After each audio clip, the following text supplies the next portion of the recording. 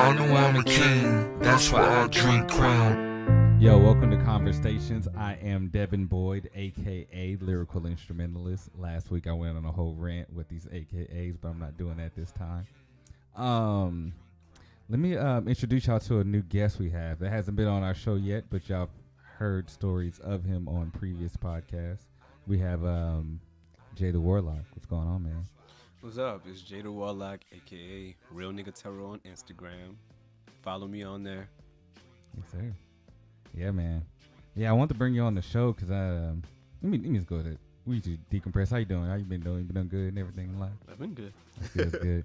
Yeah, I want to bring you on because I know last week, we were just jamming out to music and producing some stuff, and I don't know how we even got on the topic, but we were just talking about just being black males in America. Mm-hmm. And I was like, dang, we were having like a little discussion there, and I was like, man, this would be a good topic for the next episode on ConverStayShuns, because I'm like, I know on one of my previous podcasts, I kind of like talked about it a little bit, but I don't think people really understand the black male struggle. I mean, you kind of hear about it, you see it in the movies, a lot of people know about different things that have happened, but I don't think people really understand the black male struggle. I mean, who better else to tell it than black males? Right.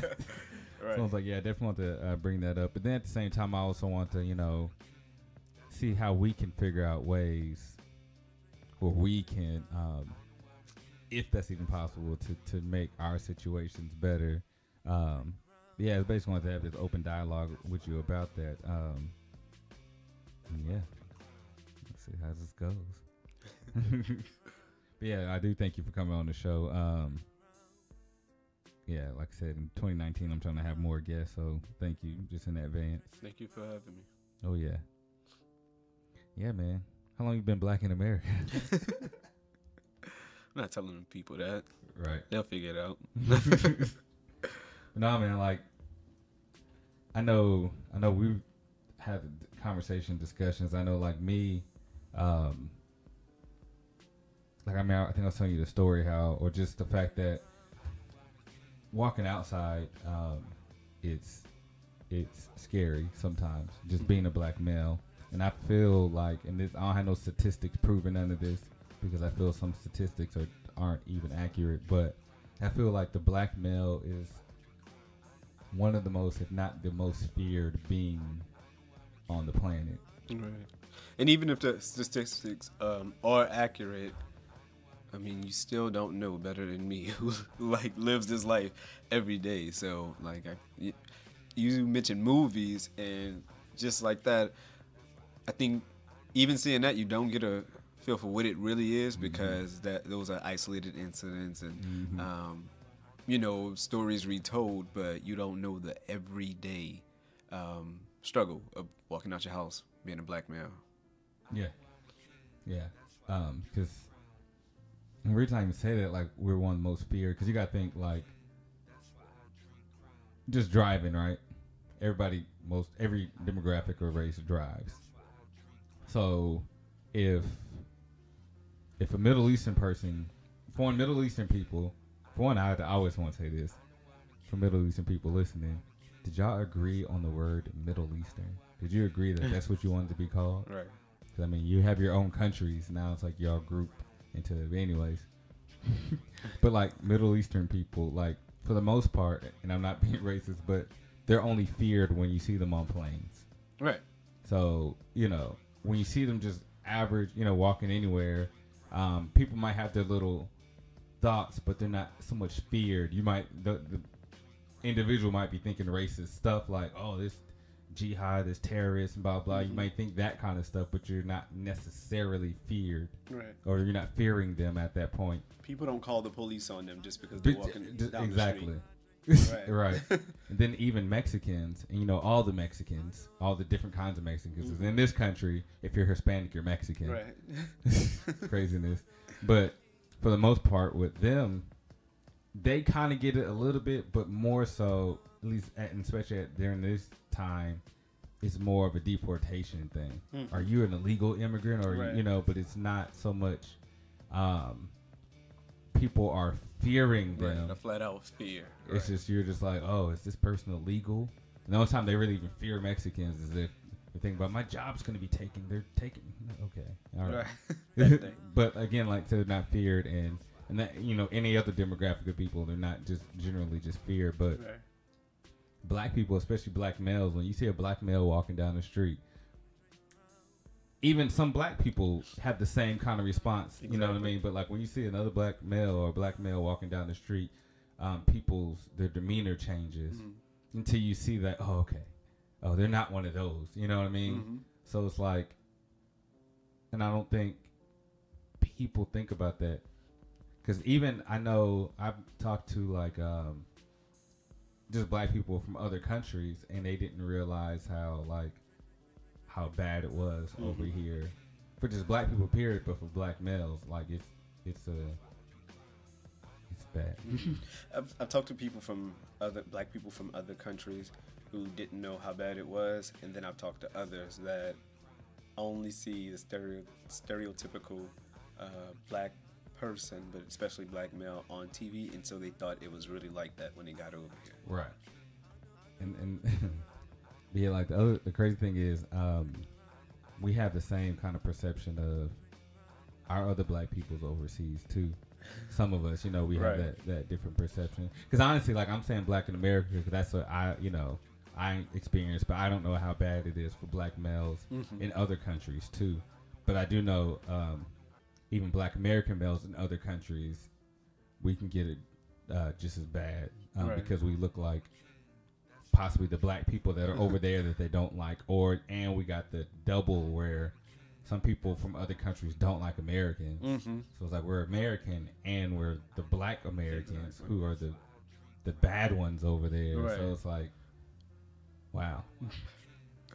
So like I was like, and then I made note. I was like, other minorities don't really get that. You can see other, demographic of people walking down, Asians or whomever, and no one has that fear. But you'll talk to people who won't recognize. Like, you'll tell somebody that, and they're like, no, that's not true. But the average person, again, just average person, and mainly talking about people outside of black males, the black race, will look at us and start to develop fear, and from fear that triggers everything else. Right. Have you ever experienced something like that in your life? Yeah, a few times. Like growing up, but even now sometimes. Just funny things that happen, like being in a grocery store and you're wearing earphones, and I'm on the phone, but I have earphones in, so I'm talking. And it wasn't that this man was like, what? Like, thinking I'm talking to him. It was the look on his face. It was terror. Like, it made me laugh because he looked so scared that I said something to him. Right. I was like, that's weird. I'm not even saying that he's racist, but the fact that other people don't have to think about if that's what it was or not. Right. It's just like, I don't know what was wrong with that guy, but this I have to think about it because it puts me in danger when he thought I said something to him. He could be racist. This can get out of hand just like that. Yeah, exactly. You know what I mean? Nobody else has to think about that. Right. But right. I remember being in like grocery stores as a kid, and again, just like a big grocery store. It's not like you're in a small, convenient mom and pop kind of store. People. I understand you kind of get a little bit more. I say I can understand, but I don't. But just trying to give people the benefit of the doubt. But but in a big grocery store, like, it's like, why am I being followed around? You see it, Even though, like, as an adult, I haven't seen that as much, but like as a kid, it's like, why am I being followed around? Like, I can come into this store, but people are like, well, no, it's just because you're young and tough. Okay, but what about this young kid over here? Right. Like, did you really follow that person around, or did you immediately scope me out coming in, and then and then people will say stuff like, well, I don't see color. No, like the thing is, you saw me walk into the store, and you're treating me different. Whether you might not even be racist, but when you saw me, something in your spirit said, follow that kid, versus this one over here. And then that I don't see color thing is like, again, good to be you. You know what I mean? That's also a privilege. Right. I have no choice. Everywhere I go, like, you know what I mean? When I drive, I got to make sure, you know what I mean? I can't even lean back in my seat too far, you know, Right. Because it's for real, the gangster lean. Right. And I saw 3 young men all dressed alike, and I thought about those days, like, you know, when you do that, and you know, everybody got on the same type of jacket, Right. stuff like that. And it made me smile, but then right after that, I thought about how when things happen, and it's those 3, they say it was gang related. They were all wearing the same thing. Right. Anything can be misunderstood, and I do air quotes when I say that, just because why is it so easy to misunderstand us? Like, anything that happens could be a misunderstanding. Right. Easy. Are we that complex? Right. Right. Exactly. But then it's like I try not to think that way, but when I don't and something happens, I'm like, see, this is why I have to always keep my guard up. And it's funny when you're saying like driving and like can't lean your seat back too far, right? Like sometimes I don't even. I think we talked about this. I can't even wear a hoodie in my own car. Right. Like, this is my car. It's cold as shit outside. And then so I leave out of my house. I'm like, oh, it's cold. Let me put my hoodie on, because the purpose of a hoodie is to basically so you can be warm. So I put my hoodie on inside my house to go into the cold. And even then, you're kind of like, okay, but you know, from my apartment to my car, it's not a long drive or a walk. But then it's like when I get in my car and I'm leaving out the apartments, I'm like, now I'm starting to take my hoodie off. I'm like, but it's cold. Right. Like, you'd like to wait for the car to warm up before you take it off, but you can't just be driving down the street with a hoodie on. But not you. Like, you'll see it, and it's crazy. You see, like, in movies. I mean, you see, like, white guys jogging and stuff in their hoodies and all that all the time. But then it's like, it's no thing. Yeah. Because even, like, one of my coworkers, I remember seeing him. He had this hoodie on. Like, the same way I wear my hoodie. Sometimes I have, like, a beanie on and the hoodie over that. Like, I saw him walking like that, and I thought to myself, if me and you were walking down the street, not necessarily together, but just in the same area, truth be told, I'm going to look like the suspicious one. And he might be the criminal. You know what I mean? Right. But it's like, I'm going to be the one that's going to be the suspicious one. And that's just going to be that. Right. Even, I thought about, so I used to work in retail, and one time my manager and he was a Hispanic guy. We got into it over the phone because I decided I wasn't coming in. And even though I did put him in check, didn't curse, maybe raise my voice, but everything was work related. It wasn't anything too crazy.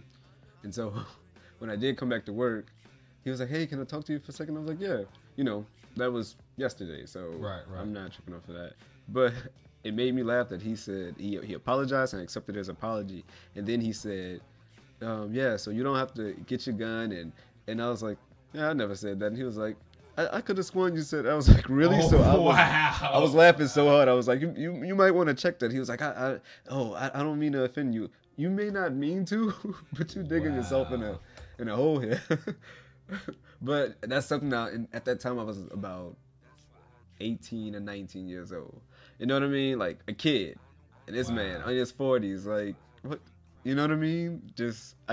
I've seen things like that so many times. It's like, oh, I see how it works. I could have sworn you said that. I could have sworn you said that. What? Yeah.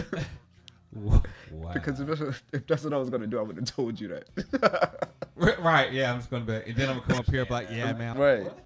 But yeah, like he said, I could have sworn you said that. And, okay, let's say that's what you heard. Is that how you usually handle that? You wait till the person who threatened to kill you gets to you. You say, hey, can I talk to you? That's weird, but if that's what you say, I can't prove you wrong. Maybe that's what you thought. Right. I know you're gonna kill me. Can we like wait? Yeah. Can you just go ahead and not do that? No. Like, you bold. I mean, right. Look, if that's how you if that's how you handle that, then you're a bad mother. Right. Like, wow. Yeah. It's funny you bring up retail, because I remember when I was working at Walmart, it was around Hurricane Katrina, we had refugees that came to my store. It's like refugees. But anyways, I ain't gonna go on that rant. But yeah, we had people who came from home come to the store that were working there temporarily. And I remember this lady, I was about to say her name, but I could say her name and it probably won't make a difference. But I'm not. But as long as I don't say her last name, it don't really matter, right? I think. Well, her name was the same as mine. But no, I remember, I actually don't care because this is fact, and my store manager shouldn't have did that. I won't say my store manager's name, but like again, we had some people who came to our store. So it was a lady named Devin who was also from New Orleans.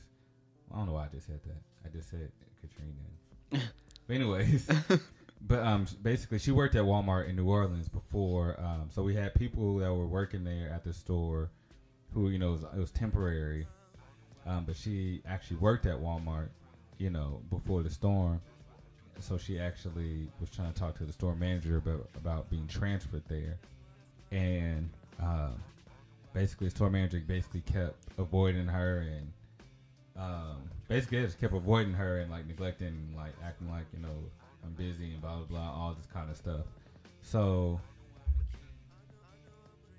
bad enough her home is gone.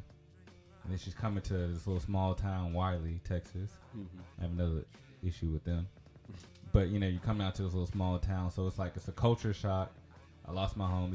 I'm in a bad situation. I'm pissed already. But then it's like, okay, great, I get to work. Oh, but now I can't work because now you about to, this temporary thing is about to be up soon. And this store needs help. But then you don't want to let me get transferred here. So yeah, I'm gonna be mad because like my livelihood is being really affected right now, right. And you're in a position that you can help me, but you're not, and you're not even giving me a reason to. Mm-hmm. So yeah, she's mad. So she comes up to the store and she was like talking to me, and she's heated. Now she might have used some curse words here and there, but she's mad. She's like, Devin, I'm so pissed. Like, this lady won't let me move over here and blah, blah, blah. She's venting to me. Mm-hmm. And she's like, is she even here? Like, I was like, no, she ain't even came in yet. And she's just mad. So I'm like, she was like, well, okay, well, I'll try to probably come back later or something. And that was that. So later that day, they're asking me to write a statement. Well, did you hear Devin say that she was going to shoot, the store manager? I was like, what? Well, I was like, who said that? Well, it's not a matter who said it. Yes, it is. Because y'all just now, even though, of course, Devin's not a black male, but that's just that kind of what you just said. Like, where are you getting this information from? She said nothing about shooting anybody. Right. Like, there's... Because if she did, I'm like, hey, okay. Right. It's like... Right, it would have made me uncomfortable. I would have had to... Right, like, something. Hey, don't... And then you yelling it, like, hey, hey... Make me be an accessory, right? Right. No, like she didn't even hint around killing the lady. You know what I mean? There was no. She was just mad, but she said nothing threatening. But I'm like, so then y'all went all the way, right? About bringing a gun and killing. Who said that? So like they still never told me, but I'm like, okay, like where did this come from? And I mentioned Wiley. There's a little town a little north of Wiley called Murphy, Texas. Mm-hmm. And I'm saying these cities specifically, because I don't care because y'all did this to me. For one, when I lived in Wiley, I used to get follow home. So like I said, I worked at Walmart, and where the store was located was kind of like further out there. Mm-hmm. And there'd be times there's this one little gas station. I can't remember the street name now. But like it was like a 7-Eleven. I would pass that because I kind of went down this little back way to get to my house. But it was a couple times I passed it, and there'd be like the Wiley police SUV sitting in the parking lot, and like you could see them kind of like okay, like they were chilling, whatever they were doing. But for whatever reason, when I passed, I'm not speeding, not doing nothing. Right. That's when they want to leave out the parking lot. Mm-hmm. So it was 2 occasions. Once one of them, like, I just saw them, like, gradually come out of the parking lot. I'm like, okay, whatever. They could have, they might have been already about to leave. Right. But they were, like, riding real close. I'm like, okay. I'm not trying to be paranoid, but y'all riding real close. And it's just us two on the road. Right. You can go around. There's no, first of all, you're tailgating. That's your law. It's illegal. Right. So why are you riding this close? So another time, you know, after a while, like they just following me almost to my house. They're following me almost from that gas station, and my house is probably like another mile from there. So you follow me like half a mile. Right. Why? I don't know. It wasn't my car, because I had a Saturn, a 4-door Saturn. So you can't say my car looked like some thug car, a gangster car. Or it was a fat, like my car is it was very not intimidating at all. Right. If anything, like, you think I'm just a witness to everything or something. Like, right. My windows weren't even tinted. You know what I mean? Like, there's nothing suspicious about my car. Right. So you can't try to, yeah. There's nothing you can really just blame it on. Right. So you had to have just seen me. So then, like, the second time, one of the SUVs actually sped out the parking lot, like, enough to where I can tell, like, you were like, oh, like, right. I can hear your engine, like, revving up to rush out the parking lot. So, and then at that time, again, doing the same thing, riding real close behind me, having their brights on. Like, what do you... So it's like, do you do that to everybody who comes through this way? Right.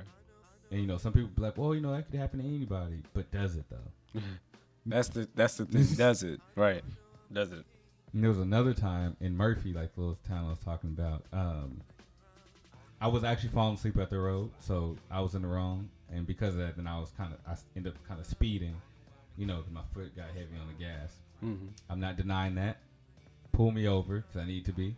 Write me a ticket, because, like, I broke the law, sped. I don't think I ran a light, but I was speeding and reckless endangerment, whatever. I get it. Like, I'm guilty of that. Cool, pull me over. He was like, hey, you're speeding. Yeah, I'm sorry, I'm sleepy, whatever. I'm not getting hostile, nothing. I'm like, I get it. Like, I'm not even about to argue with you, sir. Like, but, so, granted, it's cold that day. So I roll my windows down, of course, because, that's how you have to communicate through the police. But I'm like, it's cold. So I'm just sitting there, like, waiting, because I'm like, okay, you need to hurry up. So then he comes back, and he's like, is that marijuana I smell? So, granted, I told you I was kind of sleepy, but now, at this point, okay, now I'm wide awake. Right. I was like, no, sir. And he's like, I've been in the narcotics field for a long time, and, I'm basically... I know what marijuana smells like. I was like, okay. You probably know better than me. Right. I'm thinking it might be you. Right. But I'm like, thinking about, because then at this time I had long dreadlocks too. So I'm like, you're straight up judging me. Because, granted, I know people who smoke weed. I wasn't around any of them, so it's not on my person. And I'm a smart person, so it's cold outside. So your smell isn't as strong. So for one, I'm not around it. I think I was around somebody who was smoking cigarettes. And I might have had that in my hair a little bit. But like I said, a little bit to only I can smell it because my hair is right there on my face. Right. But it's not like it's in my car. And like I said, it's cigarettes. All right. I said it was cold outside, so there's no way he could really even smell the possible cigarette smoke in my hair. So I'm like, I was like, no, sir. Then he kept rambling on, like, well, I've been in narcotics field for this amount of years and something. I was like, okay. So I was like, do you want to search my car? And he was like super surprised. And he was like, yeah. Like, so I guess he must have thought like, oh, this nigga's real high. He's going to let me search it. I was like, okay. And so I'm like, letting him, I was like, I do have a knife right there that I usually carry, so don't try to, it's right there. I pointed it out to you. Right. And I don't have it on me. It's in the car. He's like, okay. So he's like searching around. I was like, go ahead, check the glove box. Like, check it, like, do your search. Right. But I'm looking at you. So I was like, he's like, well, I smell it. I don't see anything. I was like, you want to search my trunk? He's like, yeah. I'm like, you must really think. Right, that's like, crazy. Search my trunk. So I'm just like looking. I'm like, you find something? He's like, no. I was like, because like I said, sir, like I don't smoke. I'm not around anybody who smokes. I don't know anybody, which I did. But I was like, I don't know anybody who does. like so. He's like, well, I'm like, okay. I'm tired of you saying that. Like, again, and I went down to the police station the next day, tried to file a complaint, and the chief, who's also white, he says, again, I just said nothing about racism because really, I mean, of course I'm thinking it, but I'm like, really, your officer just accused me of something, which is a major offense, and now how many people is he doing that to, and then how this situation could have been escalated because of this, and then of course I would have been the one at fault because I'm being a hostile black man or whatever. But I'm like, I kept my cool, but at the same time, I don't know if your officer is doing this kind of little minute petty stuff. What else is he doing? And no one's filed complaints on this guy. So I was like, let me be the one. So I go down there. I'm talking to the guy. I'm like, yeah, I explain the story. Your officer did this, and this, or whatever. So he's like, well, he's been on narcotics. I'm like, please don't say that shit. And this is all in my head. I'm like, okay, you starting with that? He's been on narcotics thing too. Okay, whatever. Then somehow he mentions that like he goes to a church and it's a diverse church and he sits and knows good black people there or something and blah blah blah. So he doesn't tolerate racism. I was like, sir, I said nothing about racism. Right. He's like, well, I'm like, okay, sir, I just let you know I said nothing about racism, but I'm like, I'm cool, like, I'm fine, like, don't worry about this no more. So I left. But I'm like, for one, that could have been an escalated situation, and thinking about stuff that's been happening in more, I'm saying more recent times, but it's always been happening, but that's just been publicized more because we have social media and stuff. But I'm like, that situation could have escalated all because of, really, I would have the right to be mad, madder than I was because like you're accusing me of something. Now, if I was to done that to you or anybody else, and somebody else, different situation, a different demographic of person in the car, and they got mad, you would have been like, hey, just calm down. But if I would have got mad, I ran the risk of getting beat, shot, backup being called, and all this kind of stuff. So it's like, and it's crazy when we were saying Black Lives Matter. It was pissing me off when people were like, well, all lives matter. Yeah, but you're missing the point of why we're specifically saying it now. We're saying it more of like, I'm like, hey, we do this. Like, it's almost like a question like, do Black Lives matter? And then we're like, well, yeah, Black Lives do matter. Because we're asking because it didn't seem like it. But then we're like, well, yeah, Black Lives matter. And we're like, yeah, you know what? You're right. Black lives do matter. And then that, like, the movement starts from there. But then people are like, well, cops' lives matter too. Animals' lives. Oh. Right, but nobody's treating those lives as if they don't matter. Right. So that's why this needs to be said, because everybody else seems to get that the rest of those lives matter, but not the Black lives. So that's why that was a thing. That's why people were saying that. Right. But I'm like, yeah, so I'm like, that whole Murphy, Texas experience, like, I talk about that all the time. I'm like, this stuff happens every day. And like I said, that was a lesser case that happened to me, but it happens to all of us. Right. And like I said, you have short dreadlocks, and like, you don't look like an intimidating person. But I'm saying that from a black male perspective. But like, I've seen some like dudes that's like, okay, this dude just look rough, and you're a black dude like me, but like, okay, like, but that dude could be the coolest person, but it's like, not judging him, but like, okay, I get. Because you actually do look like the demographic of the people who are, out here in the streets like that. And you might have used to be, but you're not anymore. So it's like we can't just judge everybody. Right. But the fact that, yeah. Right. That doesn't stop it from happening. Right. Right.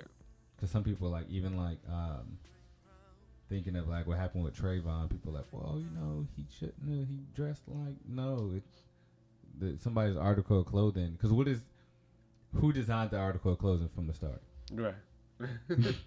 Right. But it wasn't made for you. No. Right. So right, basically. I'm like, then like, who designed it, and then what was the purpose of that particular design and the function? Right. What else could it be about? Right. Name what it could be about.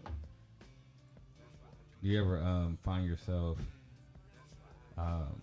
I know we talk about like, you know, removing your hoodie in your car, but you find yourself going places and actually doing stuff out of your comfort zone to basically satisfy the demographic of people around you. Yeah. Small stuff like sometimes even going into a convenience store and nobody's at the counter, making sure somebody sees me in the store before, you know what I mean? Or making sure I see somebody in the store before they see me.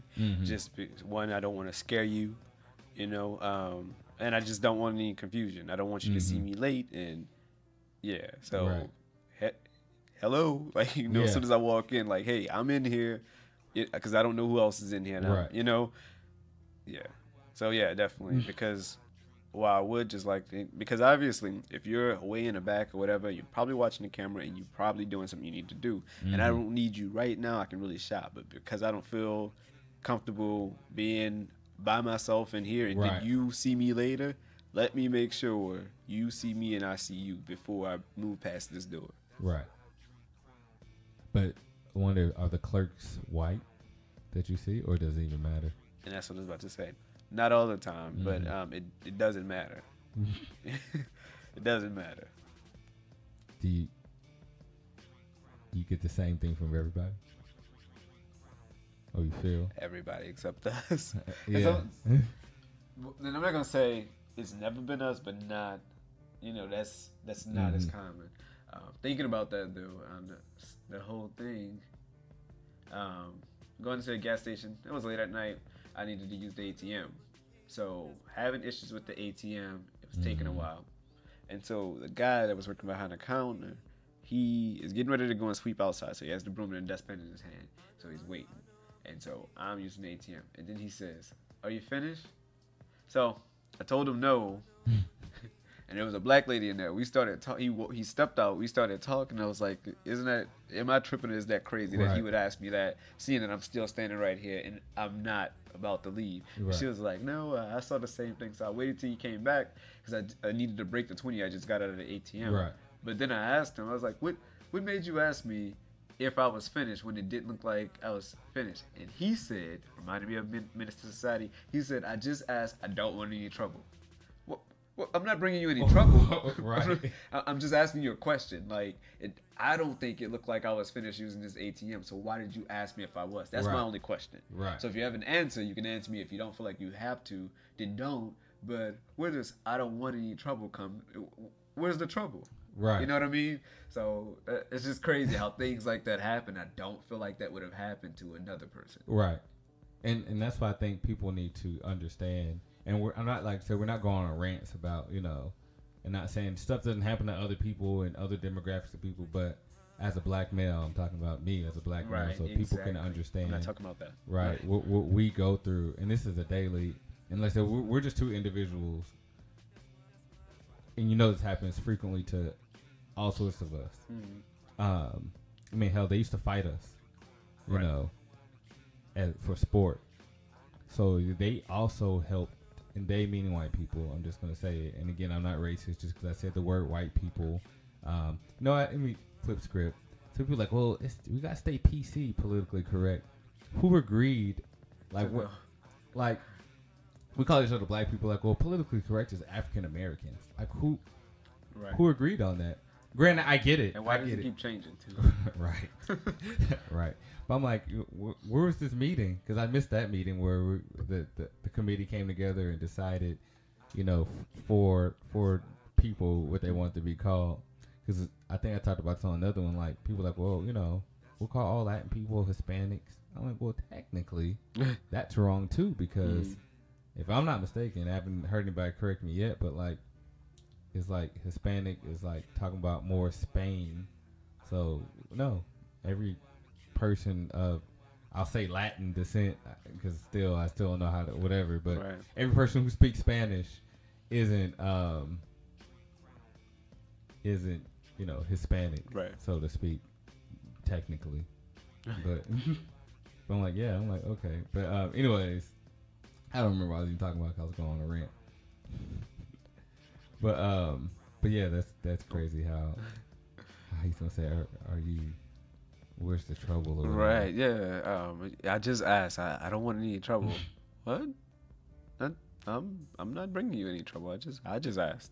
And, see, and then from there, then he'd be like, hey, well, I'm just saying. So now then he'll start angering you. And then like it's like, okay, sir, but like that actually happened to me at work. Not even angering me, but and I'm not denying that sometimes if I get excited about something, will raise my voice. You know, that there is passion behind what I'm saying. But I remember talking to someone at work, and she put her hands up and leaned back and was like, oh my god. Yeah, like for exhibit, y'all, he has both his left and right hand up, like don't shoot position. Exactly, and lean back, like what was going on was the scariest thing. First, you came to me with this.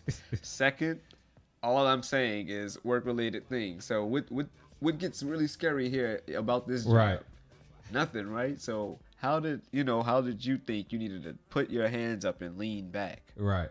Just because I'm answering the question that you asked me. Right. And I know I can talk quick, and I can use my hands when I talk, but at some point you thought that I might strike you. Right. You know what I mean? And if you did, again, that's your problem. Right. Like what did I do that made you think that? Nobody else thought that, but you thought you were in danger. It's really weird having to be yourself around these other people. You know what I mean? But then even that, it's like with that, let's say that it went all the way to HR and all that, like you gotta think, how did it get this far? And like why am I even in here? Why do I have to always find myself in situations where I have to explain how this isn't a bad situation? But even like I said, you know, they'd be like, well, we're just saying, because now they're saying words to you, like you weren't mad, you weren't angry, but like you asked, like, hey, but why do you feel, why, you know, but because you're asking questions, they start getting more fear, and they start saying things that are now just triggering you to now have a negative reaction to it, because it's like, okay, like now you're getting mad for real. So now once you get mad, it's like now you're the hostile. You're hostile now. So now it's an issue, and now security's being called in there. You know, all that kind of ridiculous stuff. So it's like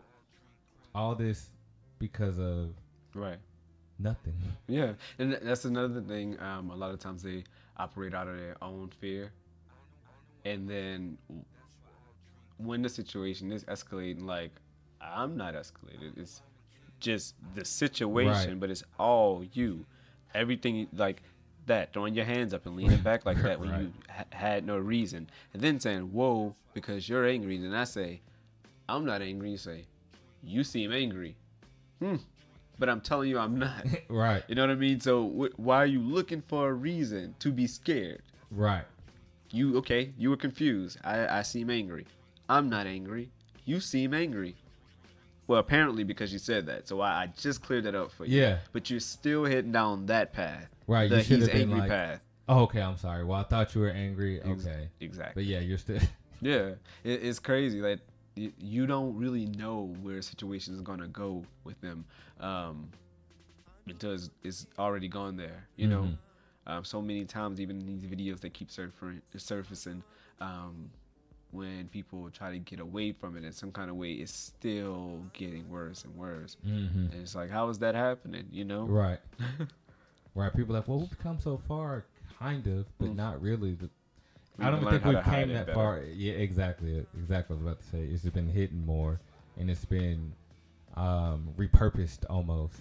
It's just been, because it's the same thing happening. It's just, okay, well, we can't call it slavery, we'll call it this. Right. Or we can't say it's racism, we'll call it this. Or we can't do this because that's racist, but we can kind of do this, and it doesn't look like it. But it's like, it's the same stuff constantly happening. But then, like I said, unfortunately, the things that have happened to like Sandra Bland and like Trayvon and stuff like that has happened. But I'm actually glad that we did have social media and that kind of stuff now, because now more of that stuff can come to the front. And I'm glad there's more white people that, or just everybody really, but you know, when people say racist, like everybody always assumes black and white. Or, That's true. It's like, well, there's other people we can be racist about. But anyways, but like, I'm glad there's more different kind of people that are I'm saying white people because it really comes down between that us. system. Yeah. Right. But like that more of them are wanting to support what we do. I've seen some I never really went to any like marches with the Black Lives Matter or civil rights or any kind of like march, but I've seen like more, of other races as like white people in it, which is cool. So, but my thing is, I know that a lot of them want to know how they can help, and my thing is to educate your own people. Right. So you don't necessarily have to come to our marches and all that stuff and protest with us, because me personally, I'm against like a lot of protesting anyways and marching. But like you don't have to be there to show support. Like educate your own people on things that you've experienced by going to the marches, or things that you've seen, or things that you're knowledgeable about now. It's like educate your own people in your own home. Start a campaign to do that. That way, that fear goes away. Because like I said, that fear, even just if you think about just you as an individual, things that you're actually fearful of, and the things that will how it changes you or how you react to it if you're actually scared of something. Like some people are afraid of heights, they'll panic and like they may actually injure themselves because they're at a height level where if they would have fell off, they might have been actually fine. But it's like it turns to like, I guess, a fight or flight kind of thing. Like, right. You see red because you just, whatever this is, you don't want this. Right. Because of that fear. But I was going to say, in addition, it had me thinking, I'd be like just walking around the house and be having like thoughts in my head. Conversations. Yeah, right. But, and this is a scenario that's going to sound far-fetched, but it's not. So being a black male, this is how it can go. I can be here in Austin, Texas, and a white woman from Alabama. I've never been to Alabama, ever. Don't really know anybody from Alabama. Not that I know of. I don't have any family out there. I don't recall ever passing through Alabama or talking to somebody that's in Alabama. You know what I mean? I have no ties to Alabama.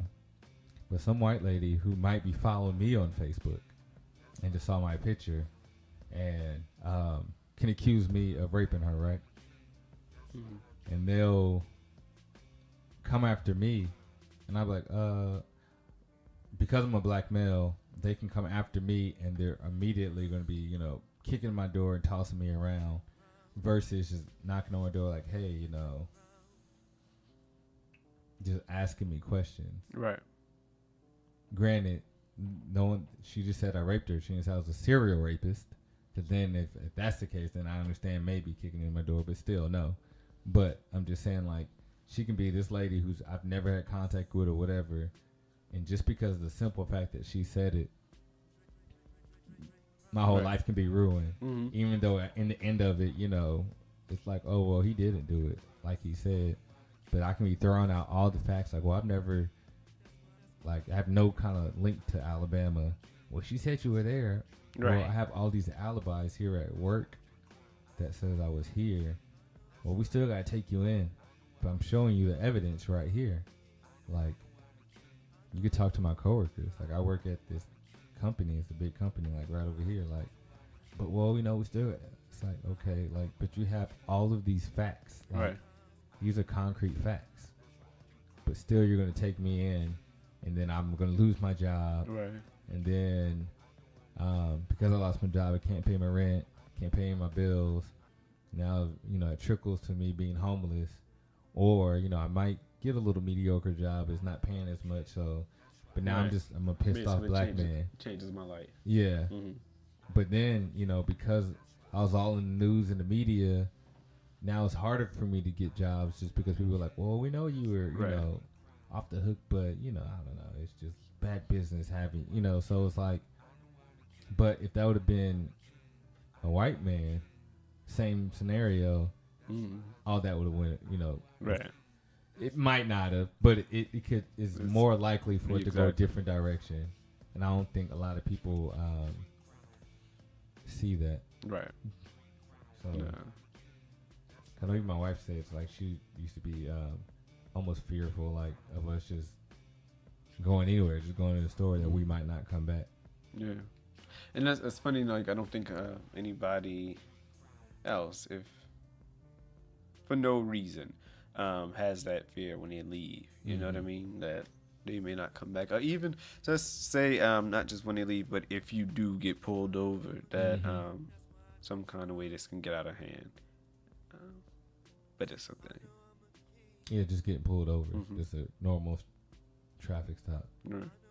Yeah, I remember real quick getting pulled over. I had a car that had some work done on it, got a dent out of it, so it had these small holes on the side where, you know, like whatever they used to take the dent out. But anyway, the police officer asked when I got pulled over, and he asked if those were bullet holes. And I mean, it made me laugh, but it's like, dang, I don't know if you would have asked any. Those are small holes, and I can't see what they look like bullet holes because they're, you know what I mean, perfectly round. They don't look like bullet holes, but you asked that, and it just made me laugh. Like, damn, that's crazy. That's what I have to worry about. Like now, if my car got work done on it, and now I can't really feel safe driving it because somebody might think those are bullet holes, and because those might be bullet holes in your mind, then I may have some type of criminal association, and that's grounds enough to stop me, just to ask me, hey, are those bullet holes? Yeah, we saw these bullet holes and things we didn't know at the time. Oh, but they don't look like. But then, like you're saying, like, why are they just right here in this area? Right. It's like all these different questions that you would think, and like it's like we're not even like trained investigators like that, but it's like it just be the simple stuff like, well, why would they just be right here? I mean, I don't know, you know, I never shot up a car before, but it just doesn't seem like it would just be 3 little marks right here. But like I said, I don't know, I'm not no expert, but I just don't think that would be the case. Right. Yeah, it's crazy. Sometimes I even ride with my wallet like in this easy reachable place. Like I don't ride with it in my pocket. For those listening, I never have money, so don't try to pull me over. Like, give me your money, man. Shoot, you might get a negative credit card. Like, shoot, you might get arrested because they gonna come after you, right? Because you in debt now. You trying to take my personality, right? But yeah, sometimes I just have my wallet in a specific place, so I'm like, it's easy reachable. I can easily point to it, but like right here, you know, there's my ID. There's been a couple times like, we're talking about like having hoodies and stuff on. I'm not gonna say the company I work for currently, but like, you know, there was the emblem on one of like the beanies I had, so it's like, well, it's like my head's cold. Well, let me put this on. So if I do get pulled over and I'm riding around in my car while it's cold and want to wear a beanie, like they'll see this emblem and, you know, it should be less intimidating. Right. Or like this hoodie has also the emblem on it, so like they'll see that and be like, oh, okay. Right. You know, this kind of people don't work over there. But I'm like, dang, I just can't wear my regular clothes that I purchased that looks nice because I got to worry about other people, basically. I don't know, like if you talk about like where you live and stuff, but living, yeah, you can, but don't say nobody's name, right? But living out here in Round Rock, Texas, I'm in a nice neighborhood. Like I never felt comfortable. I like to just take walks around neighborhood, but I never just felt completely comfortable. One, just walking around a neighborhood. Right. Two, I saw dogs off the leash, and I was thinking like, if something happened to where a dog was chasing me, like I'm getting too old to run from a dog. I'm gonna have to put that dog down. And because I'm me, if that happened, I had to get into a fight with a dog, I would still be wrong some type of way. Right. So with that being said, it's like, hey, we're not going to walk around here. We'll drive to a park away from here because I can't just walk around here and feel okay. But, yeah, exactly. The fact that we have to... It's already hard enough just being black because of what we look like, but then we have to go all out of our way just to be who we are, even though people don't like who we are. So it's like, it's a lot of work just being black, but being a black male, like I've been saying, like we're feared all the time, and kind of like this is different scenarios, which is crazy.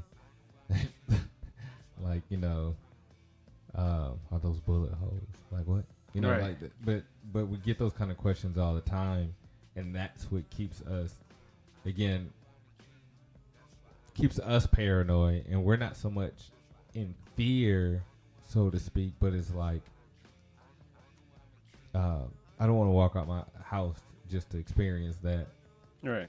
But then at the same time, it's like I also don't feel like going all out of my way and put myself in an uncomfortable situation just because you're uncomfortable.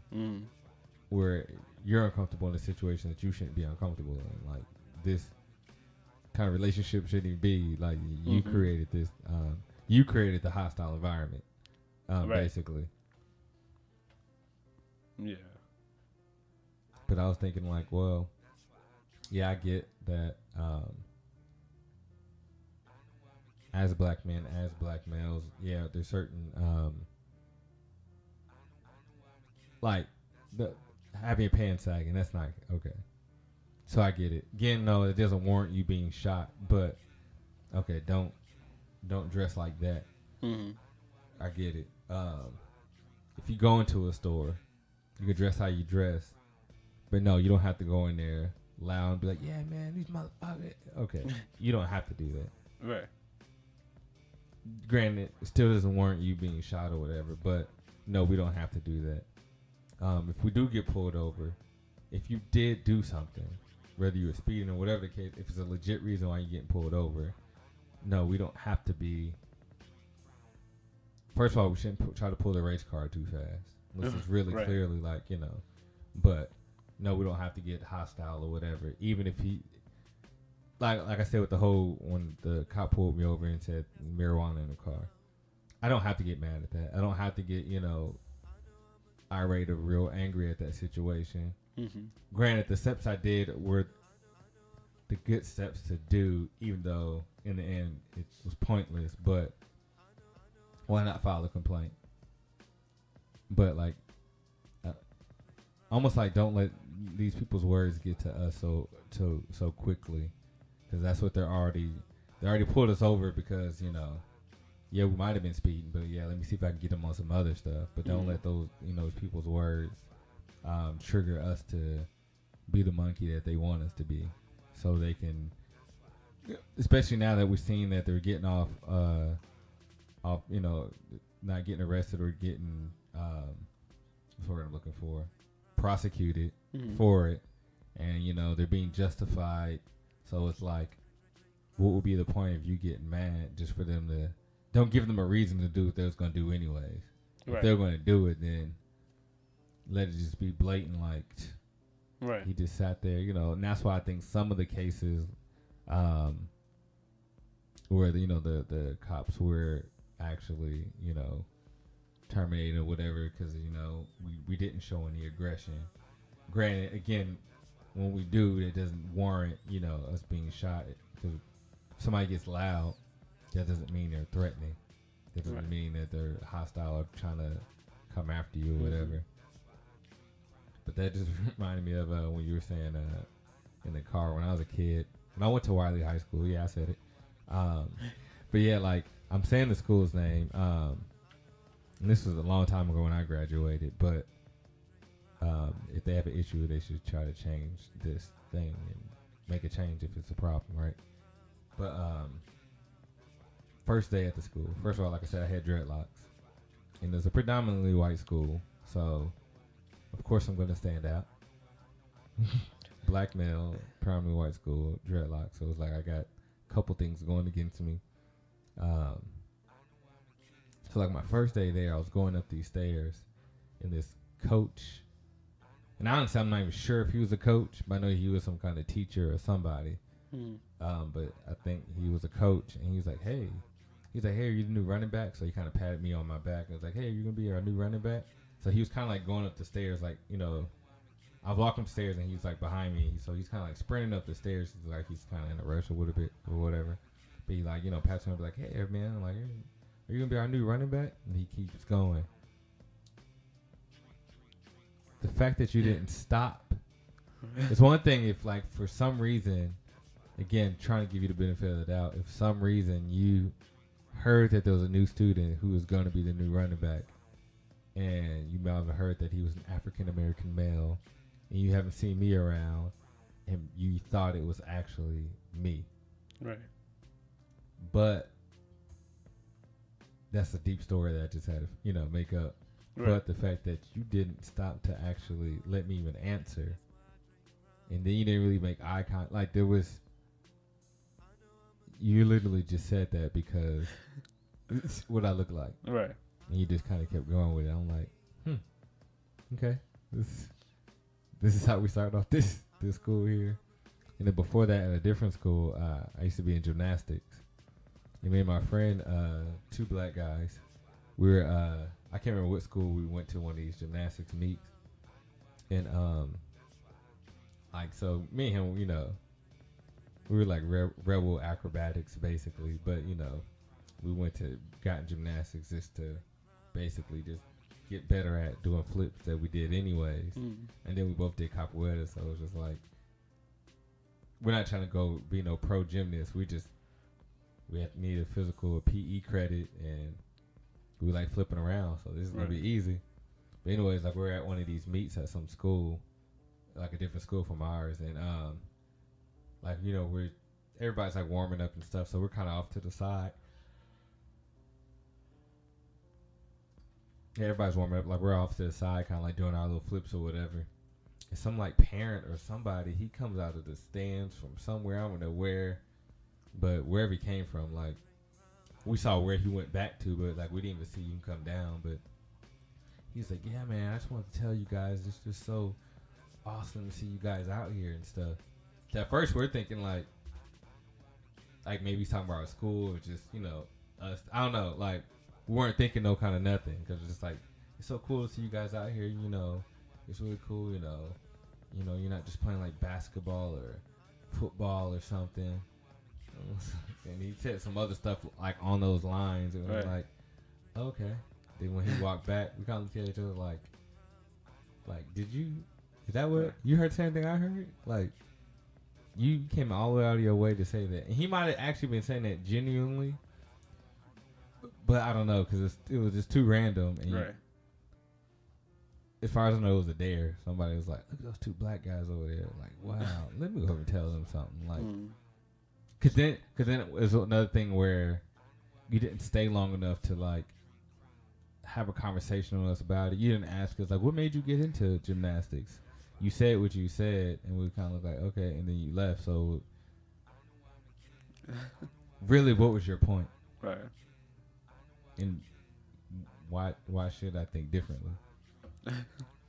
That's another thing they always feel the need to say things like that. Like, I guess to come off like they're so progressive and I'm all about you guys. It can't be, but thank you. But yeah, like I said, thank you for coming to Conversations. Hopefully I can get you on some more podcasts. But yeah, I felt like I said people need to hear 2 black males actually have this conversation, and then 2 black males who don't have no record and all this kind of stuff. Not saying nothing to anybody who does, but just to show that like it can reach any of us. Right. It's not limited to any one of us black males. Right. And it sucks. So for those listening, if you really want to help us, like I mentioned before, if you're not a black male, educate your people. If you really feel like, if you agree with our struggle, if you don't, then I don't know, share this, respond to me, ask us questions so you can understand like why we feel the way we do, or why it is the way that it is. 'Cause it's not so much feeling, but yeah, that's just facts. Yeah, man. Thank you so much. Thank you for having me. Yeah, so I'm gonna put this information, y'all, in on our Conversations page to look up. Y'all can get a reading. He's dope with it too. I mentioned that before. I just want to bring that back up. From Key, from I remember what episode it was, but she got a reading from you, and she was like, that really like changed her life. So like right now she's doing all sorts of stuff, and I know last time her and I talked, she was like, it's still a struggle, but like she's doing what she needs to be doing, and like and like you help set her. I'm not gonna say you're just fully responsible, right, and put all that pressure on you, but like you helped her open her eyes to see what she needed to do, which was dope. Right. I'll say this. I don't want to change the subject of this podcast, but that's exactly what tarot is. It's more like a roadmap, and I feel like she's feeling like that because now that you have a clear picture of where you're going, you know that struggle in between getting there is all a part of that journey, but you're ending up where you wanted to end up. So it's easy for us to put work behind something that we know is a possibility, rather than when we don't know what's on the other end, you don't just start paddling in the wrong direction because you might need that energy. Right. So yeah, that's definitely what it was supposed to do. So I'm glad to hear that. Oh yeah, shoot, maybe that'll be my next episode. That means you have to come back, so I can put that pressure on you. I too. got you. But no, I do want to actually probably have another. It might not be the next one, but I do want to have because you have some other readers that y'all. So maybe if I can get like maybe you and some other ones, so people can have a better understanding of that too. 'Cause like I said, that's kind of the whole purpose of conversations, to have these conversations about stuff like that people are fearful of or just don't understand. Again, like I said, not trying to convince somebody on why they should get a reading or why they should believe this or that, but just so you can understand it and don't walk around saying ignorant stuff. Right, not basically passing something up and not being fully informed of what it is, because you may find out what it is and it still may not be for you, but there are others that haven't gone that route because they truly don't know what it is. Right. And once they find out, wish they had done it sooner. Yeah. Right. But yeah, exactly. Like I said, once they find out, then they could be like, oh no, I get it now, but no, I still don't want to, but just fine. So, Right. Yeah, man. All right, well, y'all, thank y'all for tuning in to Conversations. I think I want to do the next one about being a black woman in America. I think it just kind of follows with this here, to hear that deep perspective. Again, like so on another one, we kind of briefly talked about it, but like hear the perspective of being a black woman in America, because again, it's kind of hard. I know some people probably think, oh, he told us to talk about black stuff, but the reason why is because these are things in this country that are happening frequently, daily, constantly now, that aren't being healed. And this is one of like the foundations of this country. So it's constantly bleeding with racism and all this kind of stuff that's never being healed because it's not being addressed enough. I'm not gonna say never like I'm an innovator, but like it's not being addressed enough. So it's like it's hard for the country to heal and be great again, as we say. Oh no, sorry, as they say, as he says. And yeah, like I said, we gotta heal, because I hear people always want to say a race war. I'm like, that's not going to happen ever.